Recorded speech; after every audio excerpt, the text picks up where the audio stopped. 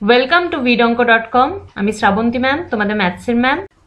চলো দেখে নিই কি প্রবলেম আছে।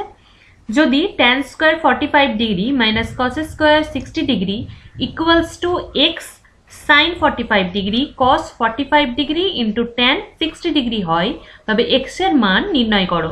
তো এটা তো খুবই ইজি, একটা ইকুয়েশন দেওয়া আছে, সেখানে এক্স এর ভ্যালুটা আমাদেরকে বের করতে হবে, আর tan 45 cos 60 sin 45 cos 45 আর tan 60 এর ভ্যালুগুলো আমরা বসিয়ে দেব।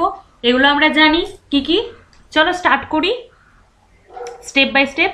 ওকে, আচ্ছা এই ইকুয়েশনটা লিখছি না, বা tan স্কোয়ার 45, tan 45 1 হয়, তার স্কোয়ার মানে 1 স্কোয়ার হয়ে যাবে। cos 60 ভ্যালু কত হয়? হাফ, তার স্কোয়ার হয়ে যাবে কেননা cos স্কোয়ার আছে, equals to X into sine 45, sine 45 হয় 1/√2 আর cos 45ও হয় 1/√2। ওকে, ইন্টু tan 60, tan 60 হয় √3 আর tan 30 হয়ে যায় 1/√3।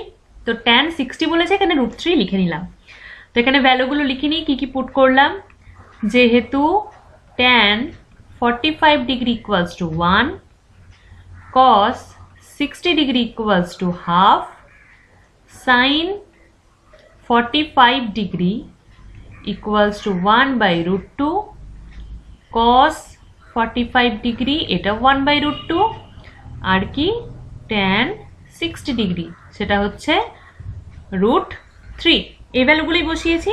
ওকে, এরপর জাস্ট সমাধান করব।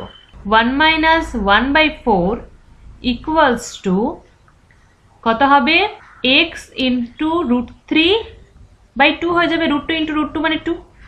ঠিক আছে, তাহলে এটা আমরা বাম দিকে লিখে নিচ্ছি, এক্স এর টার্মটা √3x/2 ইকুয়ালস টু 1 মাইনাস 1/4। তো তাহলে এটা বিয়োগ করলে কত হবে? 4 লসাগু, 4 একে 4 মাইনাস 1 মানে 3 এর 4 হয়ে যাবে। তাহলে √3x/2 ইকুয়ালস টু 3/4, বা x ইকুয়ালস টু কত হবে? 3 ইন্টু 2/4 ইন্টু √3। তাহলে 2 2 এ 4 আর √3 কে 3 দিয়ে ওইটা কাটলে √3 একটা থাকছে, তাহলে এটা হয়ে যাবে √3/2। এটাই আনসার, মানে x এর মানটা হয়ে যাবে √3/2। ভিড অঙ্কের সাথে যুক্ত থাকার জন্য অনেক ধন্যবাদ। এই ধরনের প্রবলেমের সলিউশন পেতে আমাদের ওয়েবসাইট ফলো করুন।